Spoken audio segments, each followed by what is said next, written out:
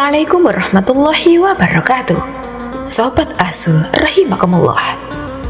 Pada masa pemerintahan Raja Harun al-Rasyid terjadi sebuah peristiwa aneh di mana dua orang ibu mengklaim seorang bayi sebagai anaknya. Kisah ini mirip dengan kejadian pada masa Nabi Sulaiman ketika masih muda. Entah sudah berapa hari kasus seorang bayi yang diakui oleh dua orang ibu yang sama-sama ingin memiliki anak. Hakim rupanya mengalami kesulitan memutuskan perempuan manakah yang melahirkan si jabang bayi. Karena kasus semakin berlarut, maka terpaksa hakim menghadap Baginda Raja untuk minta bantuan.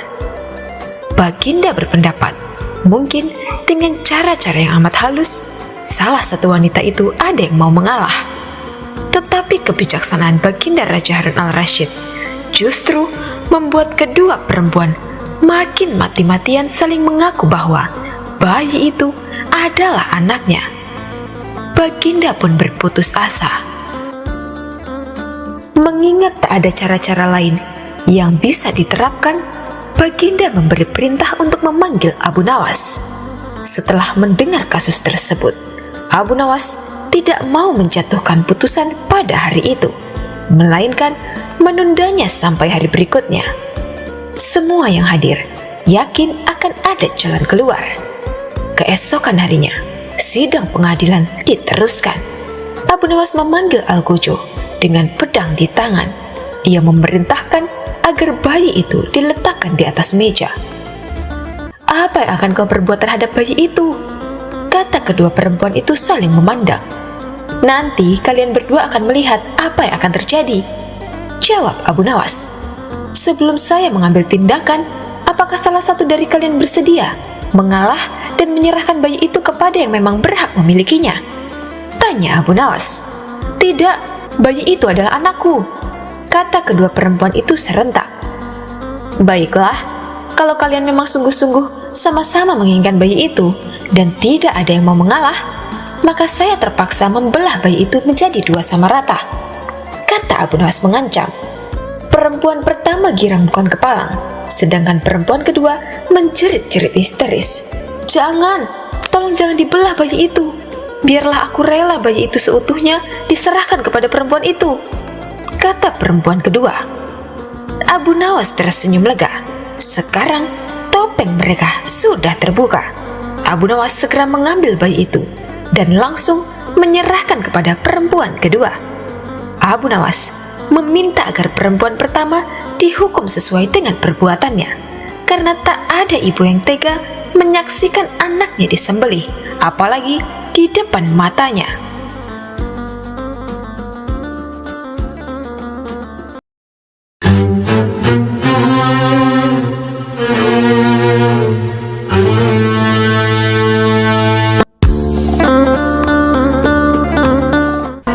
Sobat Asul rahimakumullah.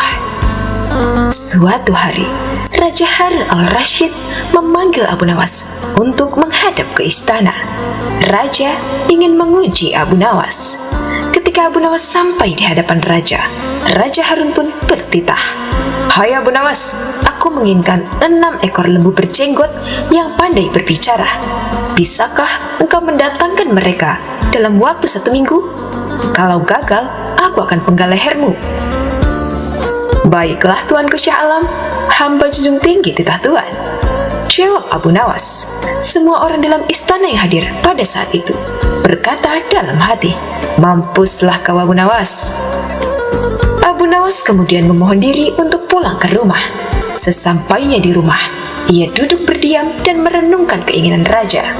Abu Nawas cukup lama berada di dalam rumah dan tidak kunjung keluar. Seminggu setelahnya, ia baru keluar. Hari itu adalah batas akhir dari tugas yang diberikan oleh raja.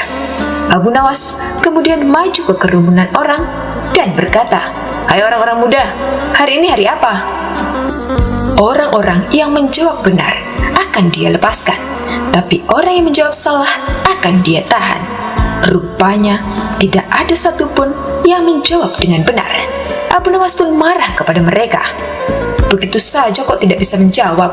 Kalau begitu, Mari kita menghadap raja untuk mencari tahu kebenaran yang sesungguhnya, ujar Abu Nawas. Keesokan harinya, istana dipenuhi oleh warga yang ingin menonton kesanggupan Abu Nawas membawa 6 ekor lembu berjenggot. Sampai di depan raja, ia pun menghaturkan sembah dan duduk dengan khidmat. Raja berkata, Abu Nawas, mana lembu berjenggot yang pandai bicara itu? Abu Nawas kemudian menunjuk 6 orang yang dibawanya sambil berkata, inilah mereka Tuanku Syah Alam. Abu Nawas, apa yang kau tunjukkan kepadaku itu? Ya Tuanku Syah Alam, tanyalah pada mereka hari apa sekarang. Raja kemudian bertanya dan ke-6 orang tersebut memiliki jawaban yang berbeda. Maka Abu Nawas kembali berujar, jika mereka manusia, tentulah tahu hari ini hari apa. Apalagi jika tuanku menanyakan hari yang lain, akan tambah pusing mereka. Manusia atau hewankah mereka ini? Inilah lembu berjenggot yang pandai bicara itu, tuanku. Raja heran melihat Abu Nawas yang pandai melepaskan diri dari ancaman hukuman. Kemudian raja memberikan hadiah 5.000 dinar kepada Abu Nawas.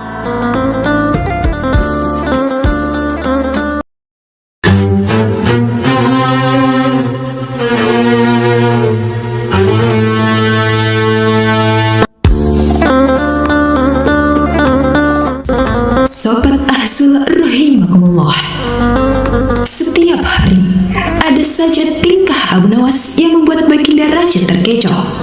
Sudah berulang kali Baginda Raja mencoba memberi hukuman kepada Abu Nawas, tapi karena akal cerdiknya, Abu Nawas selalu saja bisa lolos dan selamat.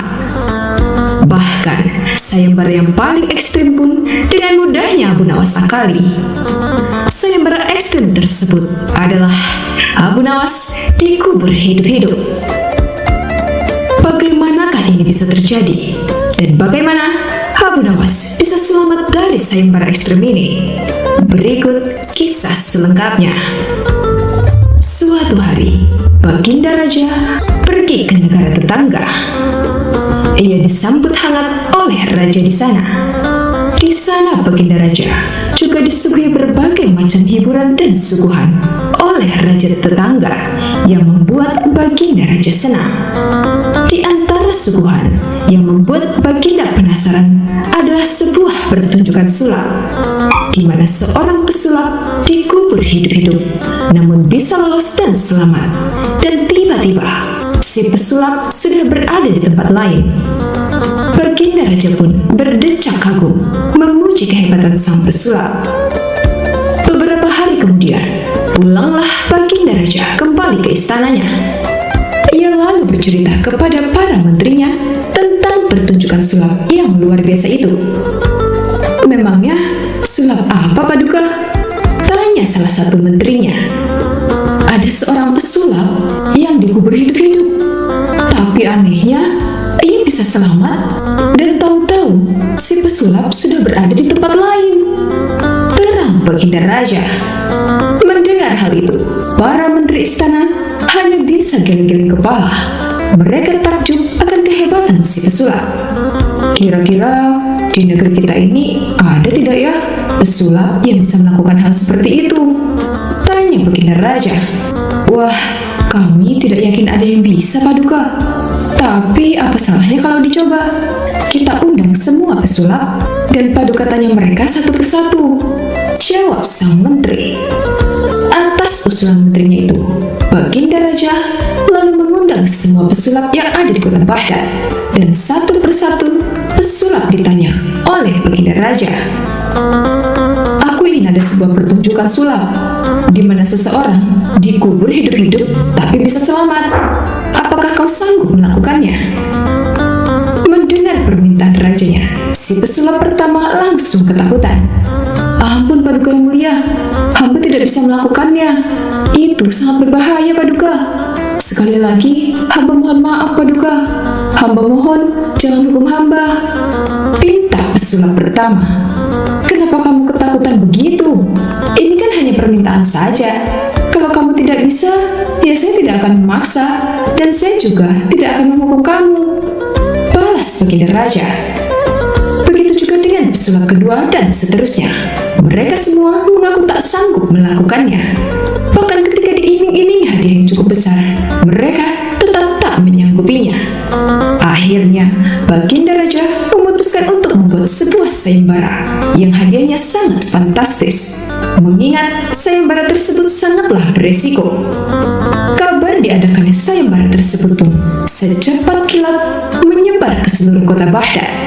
Barang siapa yang berani dikubur hidup-hidup dan bisa selamat, maka akan diberi hadiah 1000 dinar.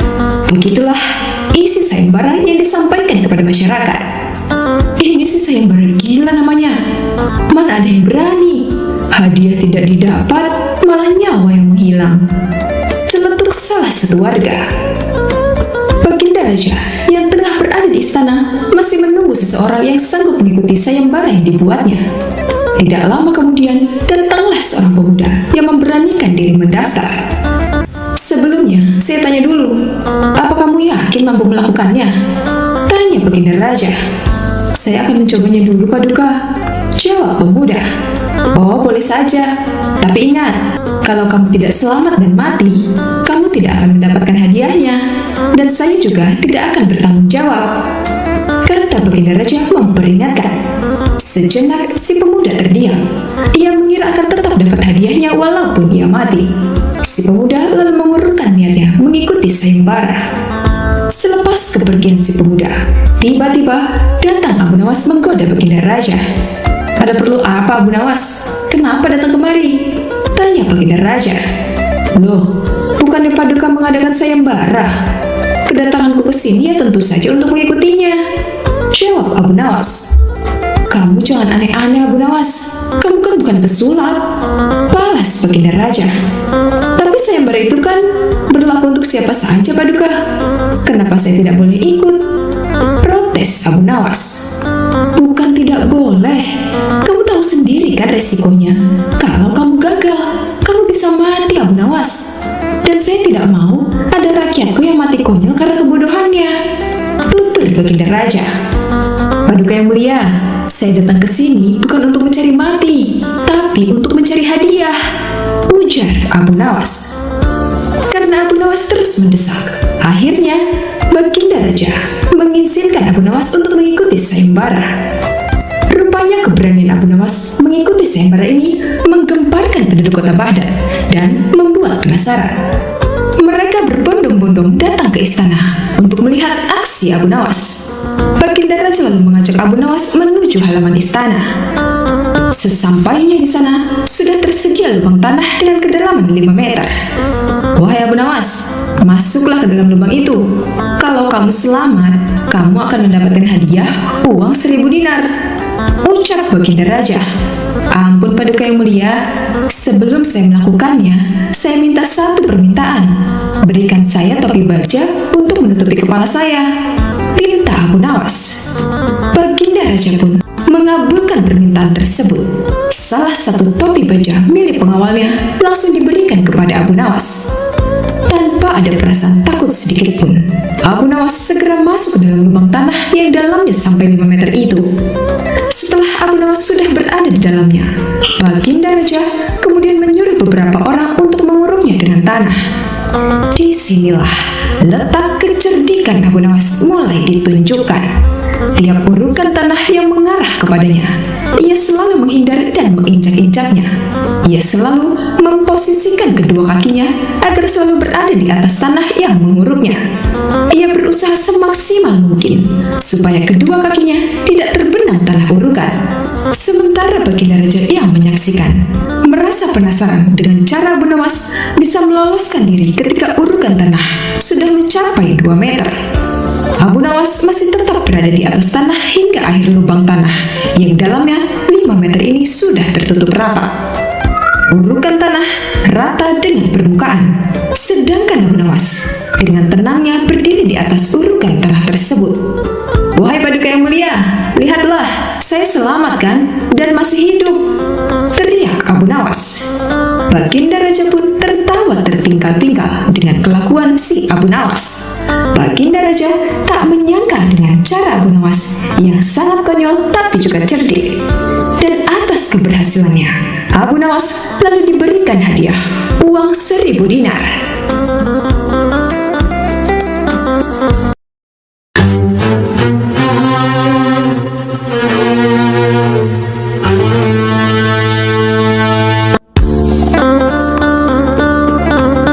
Sobat Azul rahimakumullah. Di suatu hari yang cerah, Raja Harun al-Rasyid dan para pengawalnya meninggalkan istana untuk berburu. Namun di tengah perjalanan, salah satu pejabat kerajaan yang bernama Abu Jahil menyusul dengan terengah-engah. Dari atas kudanya, dia berkata, Baginda, hamba mau mengusulkan sesuatu," kata Abu Jahil sambil mendekati sang raja. "Apa usulmu, wahai Abu Jahil?" tanya Baginda Raja. "Agar acara berburu ini lebih menarik dan disaksikan banyak penduduk, bagaimana kalau kita sayembarakan saja?" ujar Abu Jahil dengan raut wajah serius. Baginda Raja terdiam sejenak dan mengangguk-angguk. "Hamba ingin beradu ketangkasan dengan Abu Nawas, dan nanti pemenangnya akan mendapatkan sepundi uang emas. Tapi kalau kalah, hukumannya adalah memandikan kuda-kuda istana selama 1 bulan." Tutur Abu Jahil meyakinkan Baginda Raja, yang akhirnya sang raja menyetujui usulan Abu Jahil tersebut.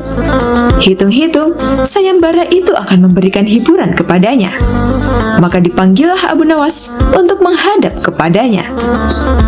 Abu Nawas pun segera menghadap Baginda Raja Harun al-Rasyid. Ia diberi petunjuk panjang lebar oleh Baginda Raja. Pada awalnya, Abu Nawas menolak sayembara tersebut karena ia tahu bahwa semua ini adalah akal licik dari Abu Jahil yang ingin menyingkirkannya dari istana. Tapi Baginda Raja Harun memaksa Abu Nawas, dan Abu Nawas tidak bisa menolaknya.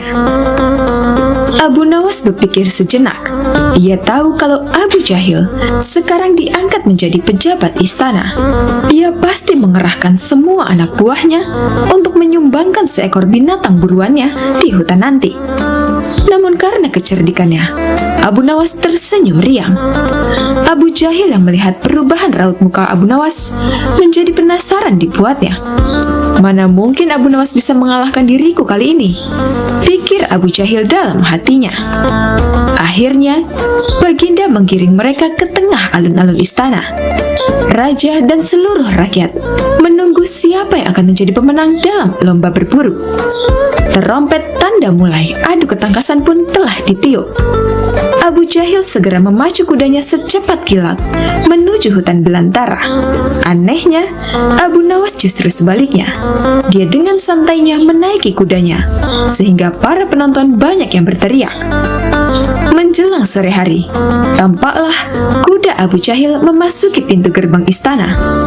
Ia pun mendapat sambutan meriah dan tepuk tangan dari rakyat yang menyaksikannya.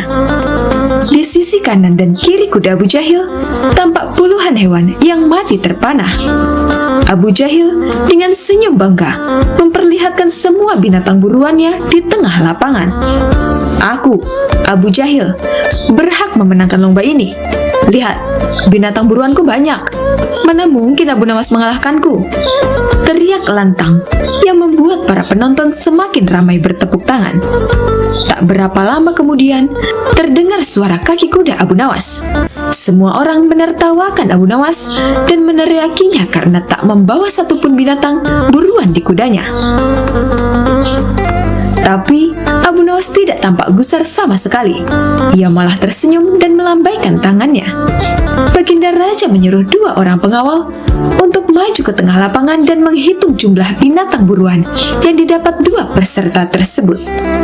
Dengan kesempatan pertama, pengawal menghitung jumlah binatang hasil buruan Abu Jahil. 35 ekor kelinci ditambah 5 ekor rusa dan 2 ekor babi hutan, kata salah satu pengawal. "Kalau begitu, akulah pemenangnya, karena Abu Nawas tidak membawa seekor binatang pun," teriak Abu Jahil dengan sombongnya. Tenang, aku membawa ribuan binatang. Jelaslah aku pemenangnya. Dan engkau, wahai Abu Jahil, silahkan memandikan kuda-kuda istana.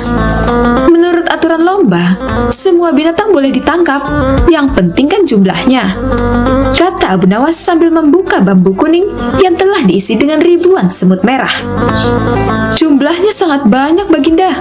Mungkin ribuan. Kami tak sanggup menghitungnya lagi, kata pengawal kerajaan yang menghitung jumlah semut itu. Melihat kenyataan itu, Abu Jahil tiba-tiba saja jatuh pingsan. Baginda Raja tertawa terpinggal-pinggal dan langsung memberi hadiah kepada Abu Nawas. Kecerdikan dan ketulusan hati pasti bisa mengalahkan kelicikan.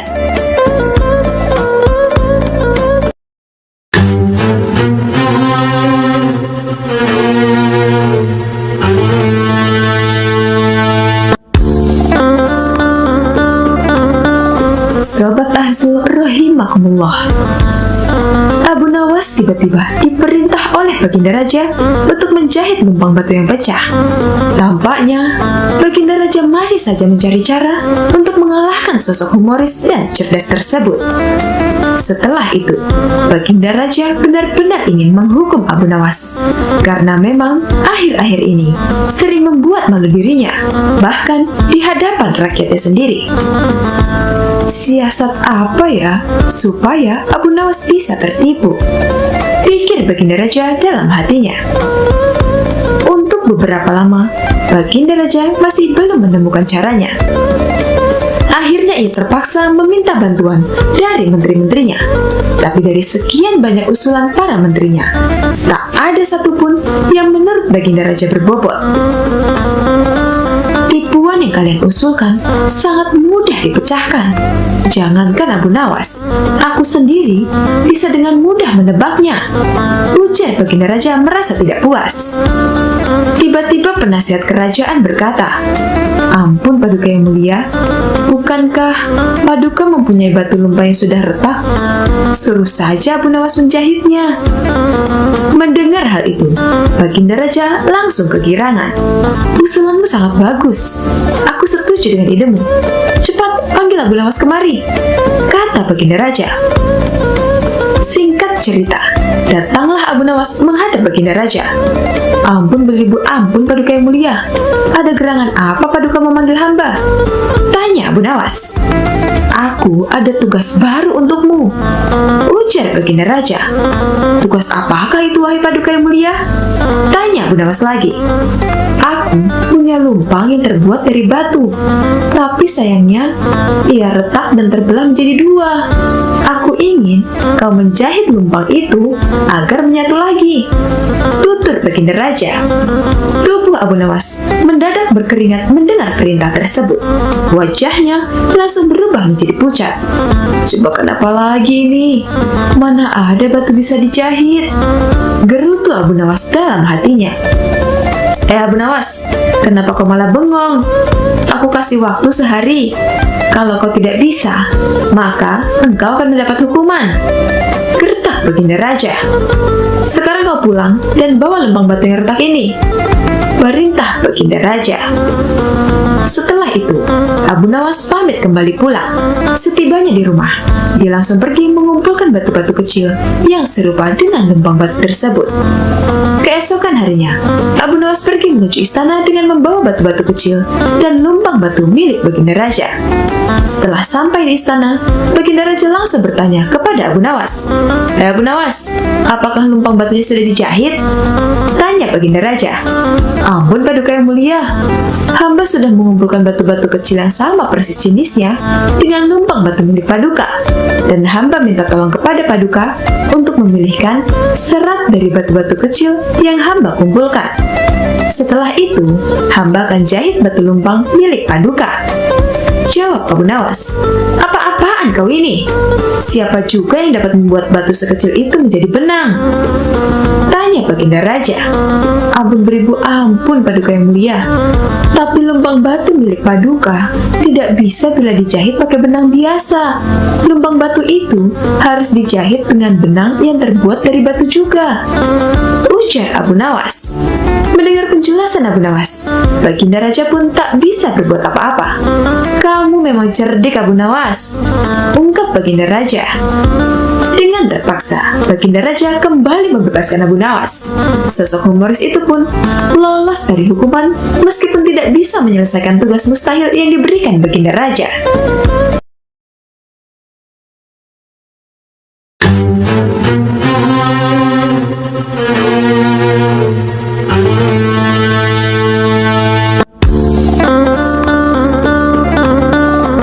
Sobat Asul rahimakumullah.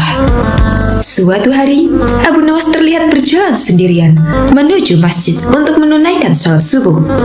Setibanya di masjid, Abu Nawas melihat para jemaah sudah banyak yang berkumpul. Saat itu azan subuh belum berkumandang.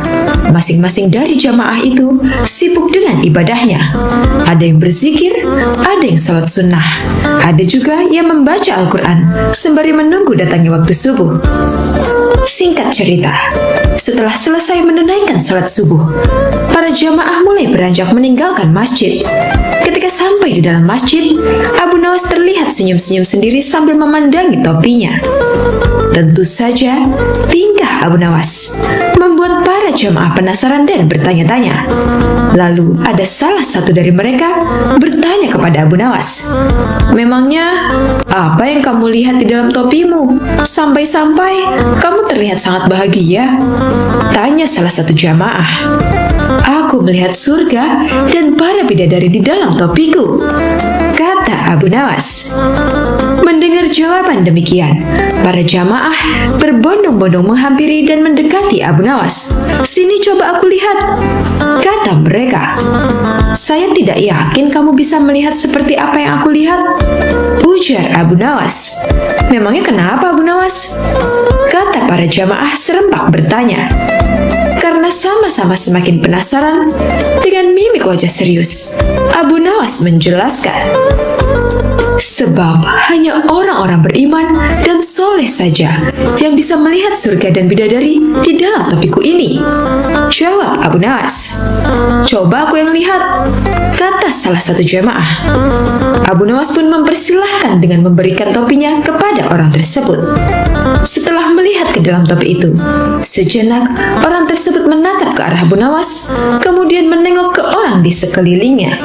"Benar, aku melihat surga dan bidadari.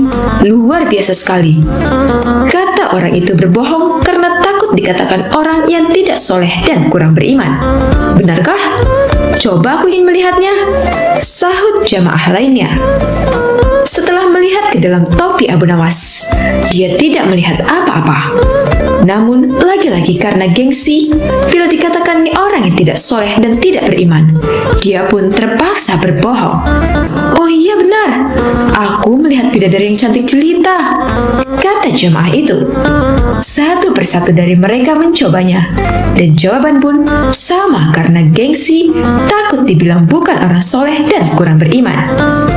Hingga tibalah giliran terakhir, seorang jamaah yang dikenal pendiam mengambil topi Abu Nawas dan melihat ke dalamnya.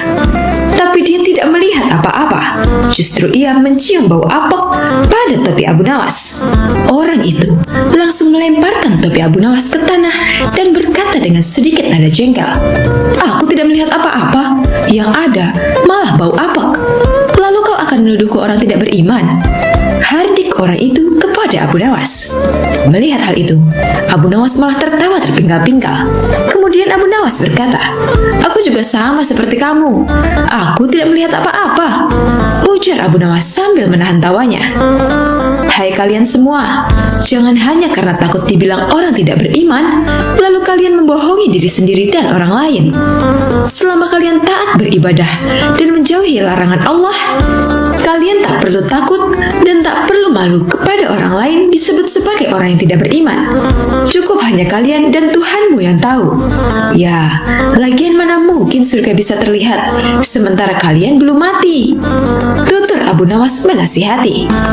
Seketika mereka yang tadinya mengerumuni Abu Nawas langsung membubarkan diri sambil menahan rasa malu. Demikianlah kisah lucu Abu Nawas yang menunjukkan surga dan bidadari. Wallahu a'lam bishawab.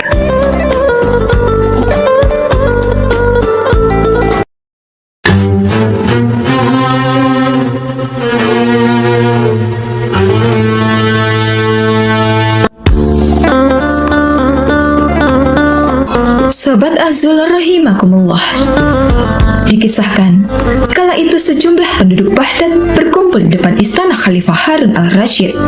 Sebagian berteriak dan meminta agar Abu Nawas segera ditangkap. Para penduduk protes karena baliho raksasa milik Abu Nawas yang dipasang di depan rumahnya yang berbunyi, "Dijual cepat, matahari Baghdad. Siapa cepat dapat bonus anak unta." Penduduk lainnya merasa panik dan kasak-kusuk di depan istana. Mereka takut sekaligus bingung. Jika matahari Baghdad dijual, maka bagaimana mereka bisa hidup? "Abu Nawas, kamu serius mau menjual matahari?" tanya Khalifah Harun al-Rasyid sambil mengamati massa yang membludak di depan istananya. "Benar, Baginda, supaya kita bisa ikut cara mereka menggunakan otak," jawab Abu Nawas. "Maksudnya bagaimana?" Khalifah kembali bertanya. "Begini, Baginda, apakah Baginda senang infrastruktur di Baghdad terbangun hebat di zaman Baginda? Baginda bangga bisa menjadi teladan bagi rakyat bahwa selama menjabat jadi khalifah, Baginda tidak korupsi. Baginda senang tidak mempertontonkan keserakahan dengan menguasai ratusan ribu hektar padang pasir. Padahal, Baginda bisa melakukannya dengan kekuasaan yang sekarang Baginda genggam." Beber Abu Nawas. Khalifah Harun al-Rasyid yang bingung lantas meminta Abu Nawas untuk menjelaskan maksud dari ucapannya. "Abu Nawas, cobalah ke inti masalahnya. Jika Baginda turun dan tanya massa yang sekarang berdemonstrasi itu, ketahuilah bahwa mereka akan menjawab, 'Buat apa bangun infrastruktur? Infrastruktur tidak bisa dimakan.' Jadi, jalan-jalan mulus yang Baginda bangun selama ini, puluhan bendungan yang Baginda banggakan, lapangan terbang, rel kereta api di Koramabad, pasar-pasar di Kirkuk, itu semua percuma karena tidak bisa dimakan," kata Abu Nawas menjelaskan. Khalifah Harun al-Rasyid hanya terdiam. Baginda bangga tidak korupsi, anak Baginda jual pisang goreng. Itu malah membuat mereka marah dan cemburu. Buat mereka, Baginda mestinya korupsi agar mereka tak repot-repot lagi bikin isu yang tak masuk akal. Wah, pokoknya banyak Baginda. Lalu apa hubungannya dengan menjual matahari? Tanya Khalifah Harun al-Rasyid. Abu Nawas kemudian menjelaskan apa yang dianggap Khalifah Harun al-Rasyid sebagai prestasi nasional justru dianggap pemborosan dan membebani negara karena mereka terbiasa melihat prestasi yang ada di ruang gelap. Di ruang gelap, gadis cantik tak terlihat, sebatang emas bisa dianggap besi. Tapi, kalaupun mata mereka tak melihat di ruang gelap, bukankah telinga mereka mendengar? Hati mereka terbuka?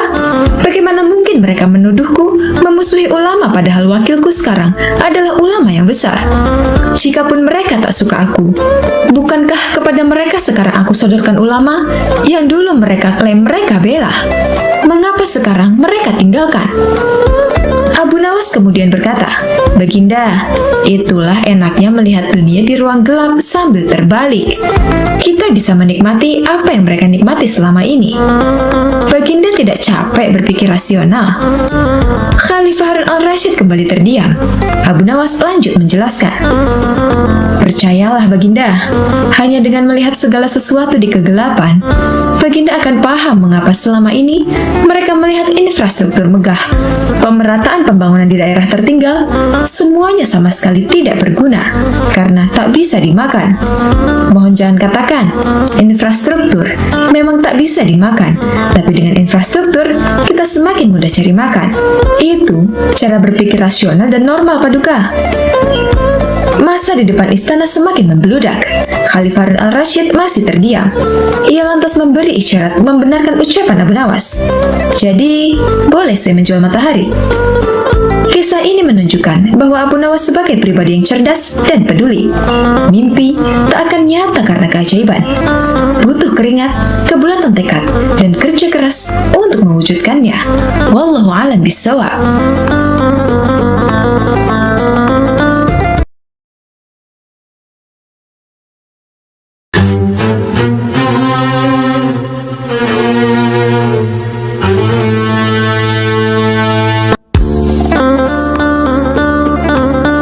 Sobat Azul rahimahullah. Pada suatu hari, Abbas diajak oleh seorang derwis berkelana dengan dua kapal. Di sepanjang perjalanan, sang derwis terus saja menceramahi Abu Nawas. Di antaranya adalah pentingnya melakukan pengembaraan agar jiwa rohani tidak tamak terhadap dunia. Wahai Abu Nawas, camkanlah nasihatku ini. Tujuanku mengajakmu mengembara itu agar kamu mempelajari banyak hal, termasuk norma dan etika. Apakah kamu tahu perbedaan norma dan etika? Tanya sang darwis. Jangan tanya apa-apa pada aku tentang hal itu, jawab Abu Nawas mulai kesal. Oh, jadi kamu tidak pernah mempelajarinya ya? Tanya sang darwis kembali. Memang tidak, aku tidak pernah mempelajarinya, jawab Abu Nawas singkat. Aduh, sungguh kasihan kamu Abu Nawas. Kalau begitu, separuh hidupmu itu telah terbuang sia-sia, kata sang darwis. Dan tak berselang lama, badai besar pun datang. Ombak tinggi telah menerjang kapal mereka. Seluruh awak kapal menjadi panik dan berusaha menyelamatkan diri. Di saat itulah Abu Nawas balik bertanya, wahai darwis, apakah kamu bisa berenang? Darwis itu menjawab dengan ketakutan, tidak bisa Abu Nawas. Apakah selama hidup kamu tidak pernah belajar berenang? Tanya Abu Nawas kembali. Tidak pernah Abu Nawas. Bagaimana ini? Jawab sang darwis panik. Wah, kalau begitu, separuh hidupmu telah terbuang sia-sia. Karena pada hari ini, kita semua akan tenggelam, balas Abu Nawas. Makna dari kisah tersebut adalah tidak semua orang harus mempelajari apa yang menurut kita penting, karena pada dasarnya masing-masing orang mempunyai jalannya sendiri.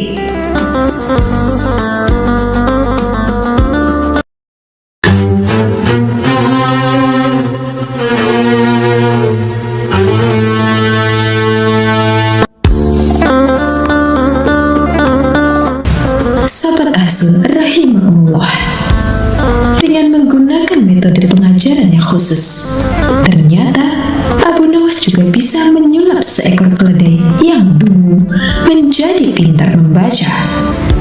Meski keledai ini tetap memiliki kekurangan dibandingkan dengan manusia, ada saja orang yang iri akan kecerdikan Abu Nawas, termasuk para pembesar kerajaan yang ingin menjadi menteri kesayangan baginda raja.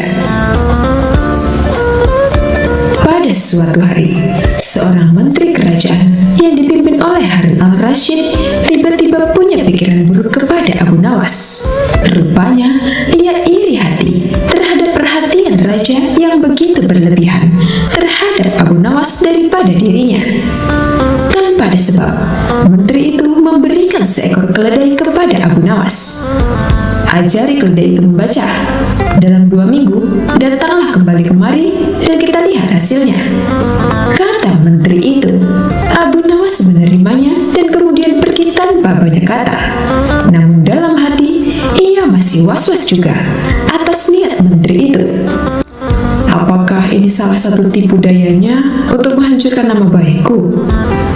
Tanya Abu Nawas dalam hatinya. Abu Nawas berusaha tidak memperdulikannya, dan dalam 2 minggu kemudian ia kembali ke istana.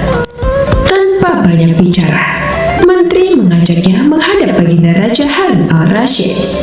Baginda, akan aku tunjukkan siapa sebenarnya diriku ini, kata menteri itu dengan lantang. Hai menteri, ada apa dengan dirimu? Bentak Raja Harun. Tenang baginda, hari ini baginda akan tahu kecerdasan akal saya sebenarnya mengungguli kecerdasan dari Abu Nawas, ucap si menteri. Apalagi akan dibuat oleh menteri ini, kata Abu Nawas dalam hati. Baiklah, jika salah satu dari kalian menang, maka ia berhak mendapatkan sekantung dinar ini. Tetapi yang kalah, ia akan dihukum 3 bulan di penjara, titah sang raja. Tanpa bisa mengelak, Abu Nawas terpaksa menyanggupi permintaan aneh itu. Tiba-tiba, menteri itu menunjuk ke sebuah buku besar. Coba buktikan jika keledai itu bisa membaca. Bukankah engkau cerdas dalam segala hal? Kata menteri menteri kepada Abu Nawas. Abu Nawas lalu menggiring keledainya ke buku itu dan membuka sampul buku itu. Si keledai menatap buku itu dan tak lama kemudian mulai membalik halamannya dengan lidahnya. Terus-menerus dibaliknya setiap halaman sampai ke halaman terakhir. Setelah selesai, si keledai menatap Abu Nawas.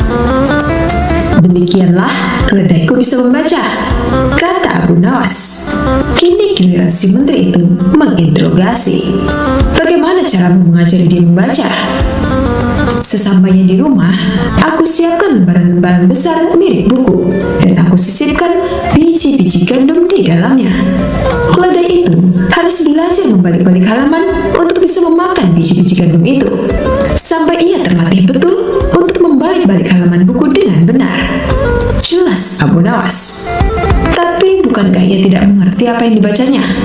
Tukas si menteri. Memang demikianlah cara keledai membaca. Dia hanya membalik-balik halaman tanpa mengerti isinya. Kalau kita membaca buku tanpa mengerti isinya, kita disebut setolol keledai, bukan? Kata Abu Nawas. Jawaban Abu Nawas ini mendapatkan anggukan dari Baginda Raja. Baginda mengerti, sepintar-pintarnya hewan tak akan sanggup menjadi sesempurna manusia. Hanya manusia bodoh saja yang tidak mampu menggunakan akalnya untuk berpikir. Akhirnya, Abu Nawas mendapatkan hadiah sekantung dinar, sedangkan menteri masuk penjara.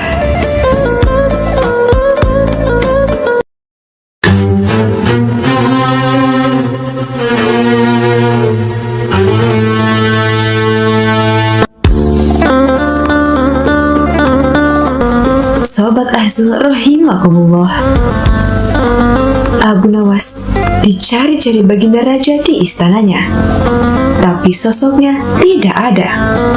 Raja pun mengutus para pengawal untuk memanggil Abu Nawas di rumahnya. Setelah mendapat perintah dari Baginda Raja, Abu Nawas dengan cepat datang ke istana. Ketika itu dia tahu bahwa Raja sedang kesal kepadanya. Abu Nawas pun tak berani menatap wajah sang Raja. "Abu Nawas, kenapa kamu tidak datang untuk melihatku hari ini?" tanya Raja dengan singkat. "Saya mohon ampun dengan sangat, Baginda Raja. Saya punya banyak pekerjaan untuk diselesaikan," jawab Abu Nawas. "Jadi kamu pikir pekerjaanmu itu lebih penting daripada aku?" tanya balik Baginda Raja dengan sangat geram. Abu Nawas pun terdiam. Kemudian Raja melanjutkan, "Aku ingin menanyaimu beberapa hal. Kamu harus jawab dengan benar. Kalau kamu tidak bisa menjawab, aku akan menghukummu." "Apa saja, Baginda?" "Pertama, apa yang Tuhan kerjakan sekarang? Dan kedua, berapa banyak bintang di langit? Dan yang terakhir, di mana titik tengah bumi?" tanya Baginda Raja. Abu Nawas menjawab, "Saya mohon ampun, Baginda Raja. Saya tidak dapat menjawab pertanyaan-pertanyaan seperti itu sekaligus. Baginda harus memenuhi persyaratan sebelum saya menjawab pertanyaan-pertanyaan itu." "Apa itu syaratnya?"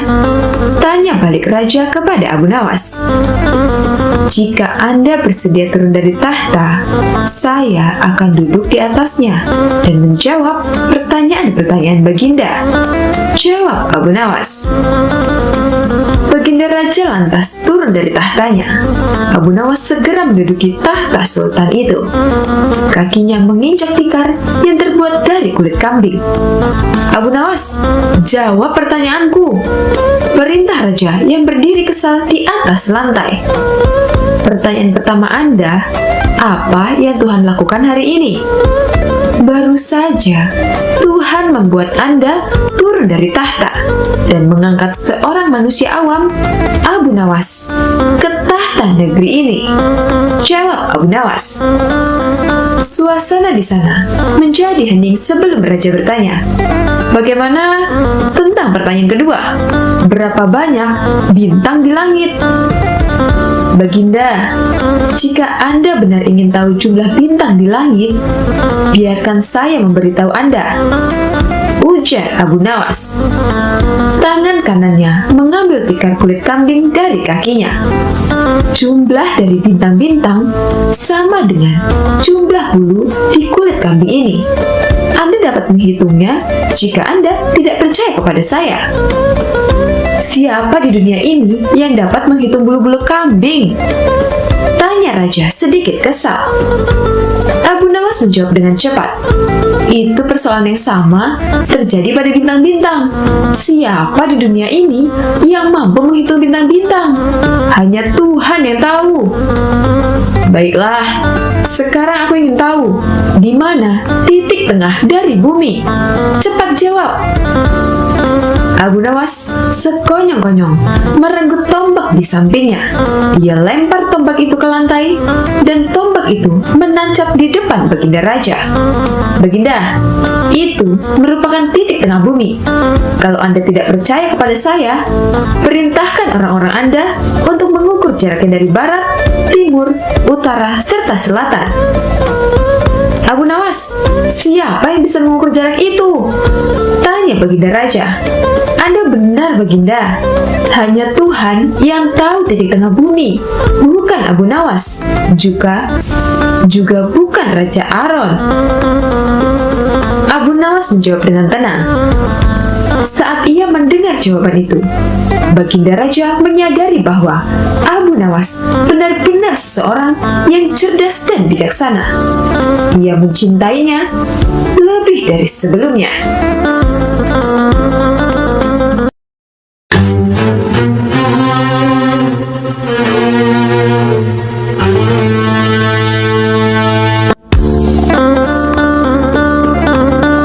Sobat Azul rahimakumullah. Kisah jenaka tentang Abu Nawas begitu banyak diceritakan, dan kisah itu seakan-akan tak pernah habisnya. Dikisahkan, pada suatu hari ada seorang pria berniat mencuri atau merampok di rumah Abu Nawas. Seorang pria perampok ini berpikir bahwa di rumah Abu Nawas pasti banyak uang dan barang berharga karena sering diberi hadiah oleh Baginda Raja Harun al-Rashid. Perampok ini juga mengerti bahwa Abu Nawas adalah orang yang sangat cerdik dan cerdas. Sebelum berangkat perampok melakukan aksinya, perampok ini mencari ide agar aksinya berjalan mulus. Muncullah ide yang dianggap pria ini pasti berhasil. Kemudian malam itu, dia berangkat langsung ke rumah Abu Nawas. Saat itu, Abu Nawas sedang tertidur. Begitu di depan rumah Abu Nawas, pria tersebut langsung mengetuk pintu. Assalamualaikum. Sapa pria tersebut mengetuk pintu beberapa kali. Waalaikumsalam, jawab Abu Nawas sembari membuka pintunya. Abu Nawas bingung sebab ia tidak mengenali pria asing yang ada di depan rumahnya. Kamu siapa? Ada keperluan apa malam-malam begini datang ke rumah saya? Tanya Abu Nawas keheranan.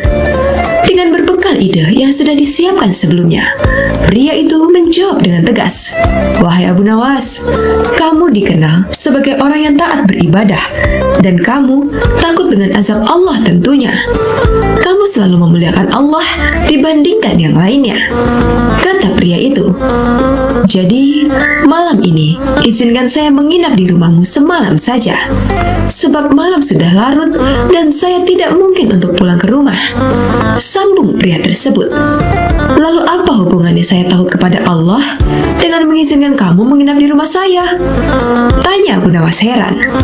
Wahai Abu Nawas, ketahuilah bahwa yang sedang berdiri di depan kamu adalah menantu yang selalu kamu muliakan selama ini.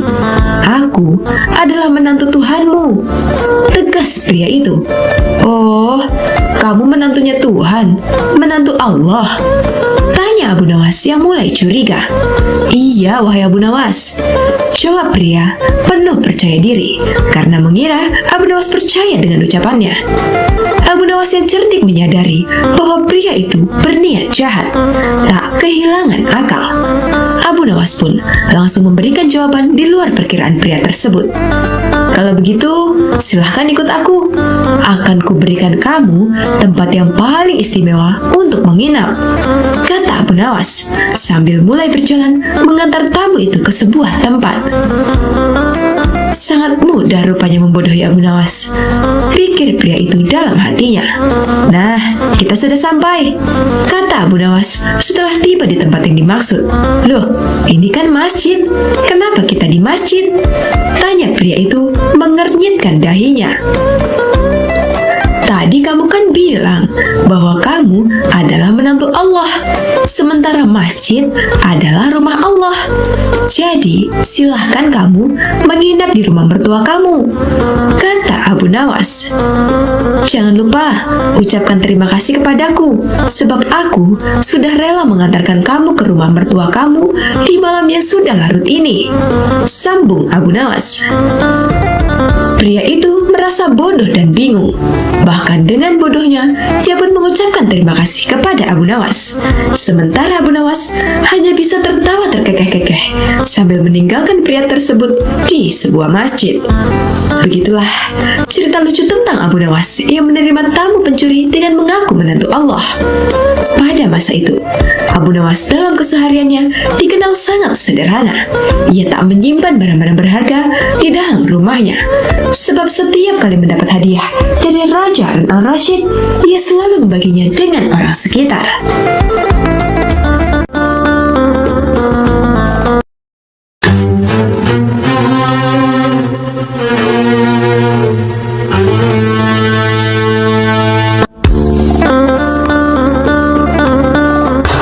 Sobat Azul rahimakumullah, kisah tentang Abu Nawas sang wali sufi yang dikenal jenaka memang seakan tidak pernah ada habisnya. Satu kisah menarik tentang Abu Nawas sang wali sufi yang saat itu lupa akan hari hingga keledai miliknya menjadi korban dan menjadi kambing hitam dari ingatannya. Hidup di zaman Raja Harun al-Rasyid dari dinasti Abbasiyah, Abu Nawas lebih menampakkan diri sebagai orang yang kontroversi. Dia juga dikenal sebagai penyair mabuk dan agak gila. Selain itu, Abu Nawas juga dikenal sering bertingkah konyol dan juga jenaka. Abu Nawas di waktu pagi hari sudah memandikan keledainya. Ia hendak melaksanakan sholat Jumat. Setelah selesai memandikan keledainya, Abu Nawas pun kemudian berkemas dan siap-siap berangkat bepergian. Abu Nawas pergi untuk sholat Jumat dengan menunggangi keledainya. Di tengah perjalanan, Abu Nawas berpapasan dengan teman lamanya dan menyapanya. "Hai Abu Nawas, kamu mau kemana?" tanya kawan lama Abu Nawas. "Aku mau sholat Jumat di kampung tetangga," jawab Abu Nawas. Setelah mendengar jawaban Abu Nawas, kawan-kawannya heran dan tertawa. "Loh, ini kan masih hari Kamis Abu Nawas," kata temannya keheranan. Abu Nawas pun baru sadar bahwa dia lupa akan hari apa pada hari itu. Yang dikira hari Jumat, ternyata itu masih hari Kamis. Untuk menahan rasa malunya, Abu Nawas pun berdalih dengan mengatakan, "Iya, aku tahu. Tapi keledai milikku amat istimewa. Dia lamban sekali kalau berjalan," ucap Abu Nawas. "Aku sudah bersyukur kalau besok keledaiku tiba tepat pada waktunya," kata Abu Nawas. Jawaban Abu Nawas membuat teman-temannya terheran karena perilaku Abu Nawas yang konyol itu.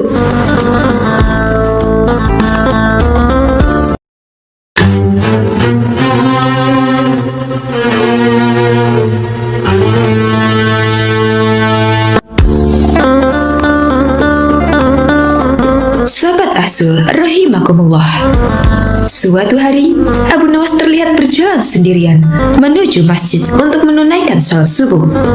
Setibanya di masjid, Abu Nawas melihat para jemaah sudah banyak yang berkumpul. Saat itu azan subuh belum berkumandang. Masing-masing dari jamaah itu sibuk dengan ibadahnya. Ada yang berzikir, ada yang sholat sunnah, ada juga yang membaca Al-Quran sembari menunggu datangnya waktu subuh. Singkat cerita, setelah selesai menunaikan sholat subuh, para jamaah mulai beranjak meninggalkan masjid. Ketika sampai di dalam masjid, Abu Nawas terlihat senyum-senyum sendiri sambil memandangi topinya. Tentu saja, tingkah Abu Nawas membuat para jamaah penasaran dan bertanya-tanya. Lalu ada salah satu dari mereka bertanya kepada Abu Nawas, "Memangnya apa yang kamu lihat di dalam topimu? Sampai-sampai kamu terlihat sangat bahagia?" Tanya salah satu jamaah. "Aku melihat surga dan para bidadari di dalam topiku," kata Abu Nawas. Mendengar jawaban demikian, para jamaah berbondong-bondong menghampiri dan mendekati Abu Nawas. "Sini coba aku lihat," kata mereka. "Saya tidak yakin kamu bisa melihat seperti apa yang aku lihat," ujar Abu Nawas. "Memangnya kenapa, Abu Nawas?" kata para jamaah serempak bertanya. Karena sama-sama semakin penasaran, dengan mimik wajah serius, Abu Nawas menjelaskan, "Sebab hanya orang-orang beriman dan soleh saja yang bisa melihat surga dan bidadari di dalam topiku ini," jawab Abu Nawas. "Coba aku yang lihat," kata salah satu jamaah. Abu Nawas pun mempersilahkan dengan memberikan topinya kepada orang tersebut. Setelah melihat ke dalam topi itu, sejenak orang tersebut menatap ke arah Abu Nawas, kemudian menengok ke orang di sekelilingnya. "Benar, aku melihat surga dan bidadari. Luar biasa sekali," kata orang itu berbohong karena takut dikatakan orang yang tidak soleh dan kurang beriman. "Benarkah? Coba aku ingin melihatnya," sahut jamaah lainnya. Setelah melihat ke dalam topi Abu Nawas, dia tidak melihat apa-apa.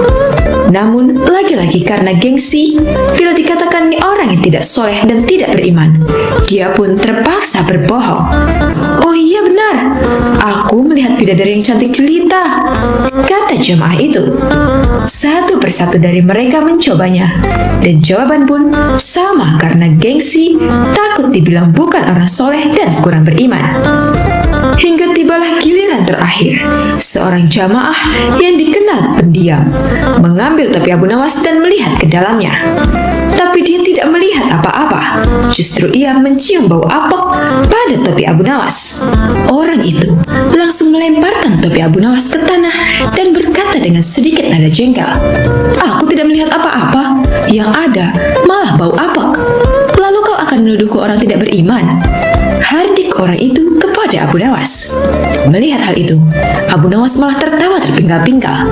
Kemudian Abu Nawas berkata, "Aku juga sama seperti kamu. Aku tidak melihat apa-apa," ujar Abu Nawas sambil menahan tawanya. "Hai kalian semua, jangan hanya karena takut dibilang orang tidak beriman, lalu kalian membohongi diri sendiri dan orang lain. Selama kalian taat beribadah dan menjauhi larangan Allah, kalian tak perlu takut dan tak perlu malu kepada orang lain disebut sebagai orang yang tidak beriman. Cukup hanya kalian dan Tuhanmu yang tahu. Ya, lagian mana mungkin surga bisa terlihat sementara kalian belum mati," tutur Abu Nawas menasihati. Seketika mereka yang tadinya mengerumuni Abu Nawas langsung membubarkan diri sambil menahan rasa malu. Demikianlah kisah lucu Abu Nawas yang menunjukkan surga dan bidadari. Wallahu a'lam bishawab.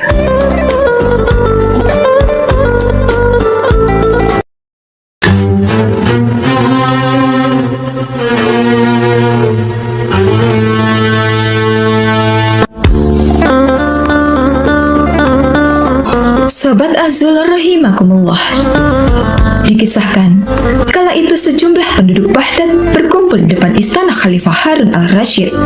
Sebagian berteriak dan meminta agar Abu Nawas segera ditangkap. Para penduduk protes karena baliho raksasa milik Abu Nawas yang dipasang di depan rumahnya yang berbunyi, "Dijual cepat, matahari Baghdad. Siapa cepat dapat bonus anak unta." Penduduk lainnya merasa panik dan kasak-kusuk di depan istana. Mereka takut sekaligus bingung. Jika matahari Baghdad dijual, maka bagaimana mereka bisa hidup? "Abu Nawas, kamu serius mau menjual matahari?" tanya Khalifah Harun al-Rashid sambil mengamati massa yang membludak di depan istananya. "Benar, Baginda, supaya kita bisa ikut cara mereka menggunakan otak," jawab Abu Nawas. "Maksudnya bagaimana?" Khalifah kembali bertanya. "Begini, Baginda, apakah Baginda senang infrastruktur di Baghdad terbangun hebat di zaman Baginda? Baginda bangga bisa menjadi teladan bagi rakyat bahwa selama menjabat jadi khalifah, Baginda tidak korupsi. Baginda senang tidak mempertontonkan keserakahan dengan menguasai ratusan ribu hektar padang pasir. Padahal, Baginda bisa melakukannya dengan kekuasaan yang sekarang Baginda genggam," beber Abu Nawas. Khalifah Harun al-Rashid yang bingung lantas meminta Abu Nawas untuk menjelaskan maksud dari ucapannya. "Abu Nawas, cobalah ke inti masalahnya. Jika Baginda turun dan tanya massa yang sekarang berdemonstrasi itu, ketahuilah bahwa mereka akan menjawab, buat apa bangun infrastruktur? Infrastruktur tidak bisa dimakan. Jadi, jalan-jalan mulus yang Baginda bangun selama ini, puluhan bendungan yang Baginda banggakan, lapangan terbang, rel kereta api di Koramabad, pasar-pasar di Kirkuk, itu semua percuma karena tidak bisa dimakan," kata Abu Nawas menjelaskan. Khalifah Harun al-Rashid hanya terdiam. Baginda bangga tidak korupsi, anak Baginda jual pisang goreng. Itu malah membuat mereka marah dan cemburu. Buat mereka, Baginda mestinya korupsi agar mereka tak repot-repot lagi bikin isu yang tak masuk akal. Wah, pokoknya banyak Baginda. "Lalu apa hubungannya dengan menjual matahari?" tanya Khalifah Harun al-Rashid. Abu Nawas kemudian menjelaskan apa yang dianggap Khalifah Harun al-Rashid sebagai prestasi nasional justru dianggap pemborosan dan membebani negara karena mereka terbiasa melihat prestasi yang ada di ruang gelap. Di ruang gelap, gadis cantik tak terlihat, sebatang emas bisa dianggap besi. Tapi, kalaupun mata mereka tak melihat di ruang gelap, bukankah telinga mereka mendengar? Hati mereka terbuka? Bagaimana mungkin mereka menuduhku memusuhi ulama padahal wakilku sekarang adalah ulama yang besar? Jikapun mereka tak suka aku, bukankah kepada mereka sekarang aku sodorkan ulama yang dulu mereka klaim mereka bela? Mengapa sekarang mereka tinggalkan? Abu Nawas kemudian berkata, "Baginda, itulah enaknya melihat dunia di ruang gelap sambil terbalik. Kita bisa menikmati apa yang mereka nikmati selama ini. Baginda tidak capek berpikir rasional." Khalifah Harun al-Rashid kembali terdiam. Abu Nawas lanjut menjelaskan, "Percayalah Baginda, hanya dengan melihat segala sesuatu di kegelapan, Baginda akan paham mengapa selama ini mereka melihat infrastruktur megah, pemerataan pembangunan di daerah tertinggal, semuanya sama sekali tidak berguna karena tak bisa dimakan. Mohon jangan katakan, infrastruktur memang tak bisa dimakan, tapi dengan infrastruktur kita semakin mudah cari makan. Itu cara berpikir rasional dan normal, Paduka." Massa di depan istana semakin membludak. Khalifah Harun al-Rashid masih terdiam. Ia lantas memberi isyarat membenarkan ucapan Abu Nawas. "Jadi, boleh saya menjual matahari?" Kisah ini menunjukkan bahwa Abu Nawas sebagai pribadi yang cerdas dan peduli. Mimpi tak akan nyata karena keajaiban. Butuh keringat, kebulatan tekad, dan kerja keras untuk mewujudkannya. Wallahu a'lam bishawab.